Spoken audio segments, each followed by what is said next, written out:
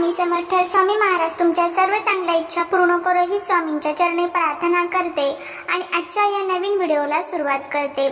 उद्यापासून आषाढ महिन्याला सुरुवात झालेली आहे. आषाढ महिना हा आपल्या हिंदू धर्मातील सर्वात पवित्र महिना मानला जातो आणि उद्या आहे आषाढ महिन्यातील पहिलाच गुरुवार.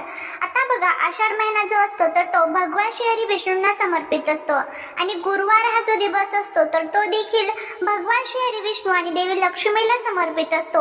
आषाढ महिन्याची सुरुवात ज्यावेळेस गुरुवारी होते त्यावेळेस हा सर्वात मोठा योग मानला जातो आणि उद्याचा हा जो दिवस आहे तर तो सर्वात मोठा योग आहे. या दिवशी तुम्हाला उद्या तुळशीला ही एक वस्तू अर्पण करायची आहे जेणेकरून तुमच्या जीवनातील सर्व शत्रू जे आहेत तर ते संपून जातील. आपल्या घराची, पतीची, मुलांची खूप प्रगती होईल. असा हा प्रभावी उपाय आपल्याला करायचा आहे. हा उपाय कसा करायचा, कोणत्या वेळेमध्ये करायचा याबद्दलची संपूर्ण माहिती आज या व्हिडिओमध्ये मी तुमच्या बरोबर शेअर करणार आहे. त्यामुळे व्हिडिओ हा स्किप न करता शेवटपर्यंत पाहत राहा. चॅनलवरती नवीन असाल तर सबस्क्राईब करा आणि असेच नवनवीन माहितीपूर्ण व्हिडिओ बघण्यासाठी बेल आयकॉनलाही प्रेस करा, म्हणजे माझ्या सर्व नवीन व्हिडिओचे नोटिफिकेशन तुम्हाला मिळेल आणि तुम्ही एक पण व्हिडिओ मिस करणार नाही.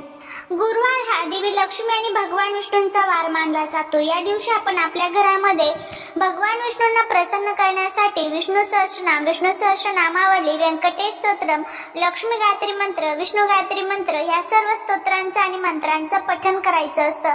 त्याचबरोबर या दिवशी आपल्याला तुळशीची विशेष सेवा करायची असते, कारण भगवान विष्णूंना सर्वात प्रिय काय आहे तर ते म्हणजे तुळस आणि तुळशीमध्ये साक्षात देवी लक्ष्मी या स्वतः निवास करत असतात. आणि सर्वांनाच माहीतच असेल की आपल्या घरातील जी काही वाईट नकारात्मक शक्ती, इडापिडा असेल तर ते सर्व तुळस जी असते तर ती शोषून घेण्याचं काम करत असते. त्यामुळे आपल्या प्रत्येकाच्या घरामध्ये तुळस ही असायलाच हवी. जर तुमच्याकडे नसेल तर तुम्ही उद्या जरी नवीन तुळस लावली तरीही चालेल. त्यानंतर आपल्याला हा उपाय करायचा आहे. आपल्या घरामध्ये दुःख येणार आहे की सुख येणार आहे ही तुळस स्वतः आपल्याला सांगत असते. तर ते कशा पद्धतीने, तर तुळस आपल्याला संकेत वेगवेगळ्या प्रकारे देत असते. जर एखाद्या घरातली तुळस ही खूप लवकर छान मस्त बहरत असेल, टवटवीत राहत असेल तर त्या घरावरती धनप्राप्ती, लक्ष्मी प्राप्ती होणार आहे. त्या घरामध्ये पॉझिटिव्ह एनर्जी खूप मोठ्या प्रमाणामध्ये आहे याचे हे संकेत असतात.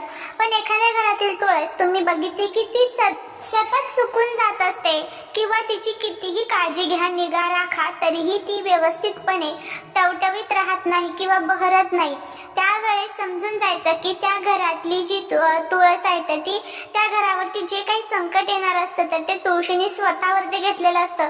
त्यामुळेच आपल्या घरातली तुळस ही लवकरात लवकर सुकून जात असते. त्यानंतर बघा, तुळशीच्या संबंधित अजून काही नियमांचं आपल्याला पालन करायचं असतं, जसे की एकादशी असते, त्यानंतर पौर्णिमा, अमावस्या आणि रविवार. या दिवशी तुळशीला जल हे चुकूनही अर्पण करू नये आणि या दिवशी जर आपण तुळशीला पाणी अर्पण केलं तर त्याचे दोष आपल्याला लागतात, कारण या दिवशी भगवान श्री विष्णूंसाठी तुळशीने निर्जली उपवास केलेला असतो.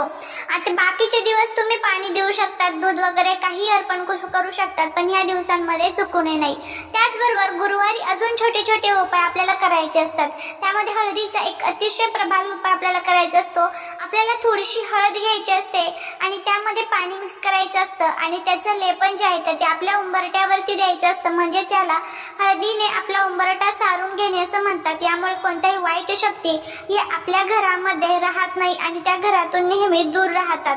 त्याचबरोबर आपण जी हळद घेतलेली आहे तर त्यामध्ये थोडंसं पाणी मिक्स करून आपल्या कपाळावरती, कानाच्या मागे, आपल्या नाभीवरती, कंठावरती ह्या हळदीचे टिंब तुम्हाला ओम नमो भगवते वासुदेवाय नमः म्हणत द्यायचे असतात. यामुळे आपल्याला जे काही दोष लागलेले असतात तर ते दूर होतात. त्याचबरोबर जी काही निगेटिव्ह एनर्जी आपल्यामध्ये असते तर तीही दूर होते आणि श्री विष्णूंची आपल्यावरती विशेष कृपा प्राप्त होत असते.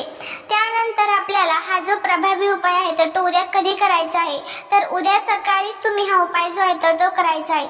सकाळी 10-11 वाजेपर्यंत तुम्ही हा उपाय करायचा आहे, कारण बघा आपण संध्याकाळी तुळशीला कोणत्याही प्रकारचे जलपदार्थ जे असतात तर ते आपण अर्पण करत नाही.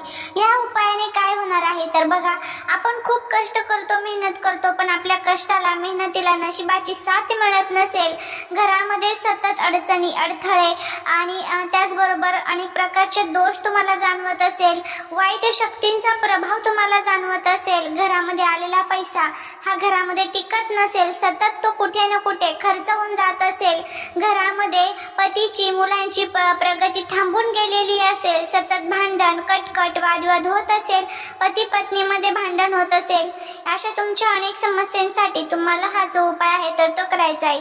तर हा उपाय जो आहे तर तो घरातील कर्त्या स्त्रीने किंवा कर्त्या पुरुषाने करावा. आता घरातील कर्ती स्त्री जी असते तर ती घराची लक्ष्मी मानली जाते. त्यामुळे घरातल्या लक्ष्मीने जर हा उपाय केला तर त्याचे अजून चांगले फायदे होतील. फक्त उपाय करत असताना काही नियमांचं आपल्याला पालन करायचं असतं.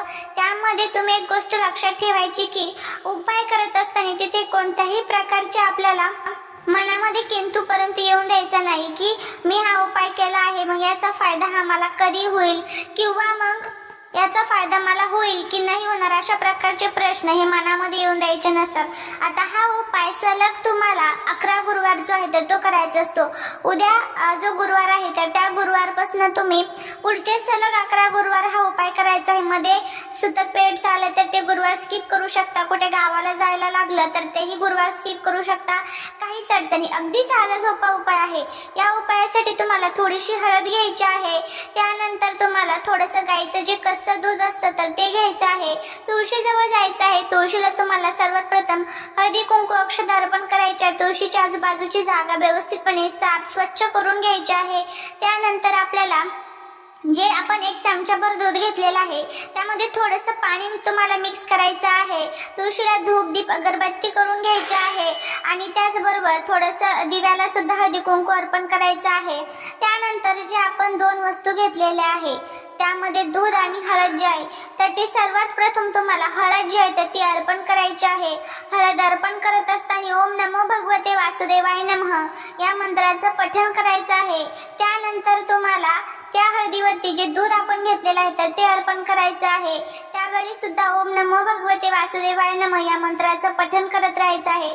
तुळशीच्या तुम्हाला 7 प्रदक्षिणा मारायच्या आहेत आणि त्याचबरोबर तिथे बसून तुम्हाला श्री हरी विष्णूचं स्मरण करायचं आहे. तुमच्या मनातील जी काही इच्छा असेल ती इच्छा तुम्हाला तिथे व्यक्त करायची आहे आणि तुमच्या अडचणी तुळशीला सांगायच्या आहे. अशा पद्धतीने तुम्हाला हा जो उपाय आहे तर तो प्रत्येक गुरुवारी करायचा आहे. नक्की करून बघा. अगदी साधा सोपा उपाय आहे. ह्या दोन्ही वस्तू प्रत्येकाच्या घरामध्ये असतात. फक्त दूध घेताना ते म्हशीचं दूध वापरता येणार नाही, गाईचं जे कच्चं दूध असतं तर तेच तुम्हाला वापरावं लागेल, याची काळजी घ्या. तर अशा पद्धतीने हा उपाय करा, तुम्हाला त्याचा फायदा होईल. त्यानंतर पुढचं म्हणजे या दिवशी तुम्हाला श्री हरी विष्णूवरती अभिषेक देखील तुम्ही करू शकता. श्री हरी विष्णूची मूर्ती तुम्हाला एखाद्या ताटामध्ये घ्यायची आहे. हळदीमध्ये थोडंसं पाणी मिक्स करून तुम्हाला 108 वेळेस किंवा 11 वेळेस 21 वेळेस 51 वेळेस तुम्ही श्री हरी विष्णूंच्या नामस्मरणाने त्यावरती अभिषेक करू शकता. हे अभिषेक केलेलं पाणी तुम्हाला तुळशीला अर्पण करायचं आहे. या छोट्या छोट्या गोष्टी ज्या असतात या ज्या वेळेस आपण करतो त्यावेळेस त्याचे रिझल्ट हे खूप अफलातून आपल्याला मिळत असतात. तर नक्की तुम्ही हा पण उपाय करून बघा, फायदा होईल. चाललेली सेवा ही महाराजांच्या चरणी रुजू करते. व्हिडिओ जर आवडला असेल तर लाईक शेअर आणि सबस्क्राईब करायला विसरू नका.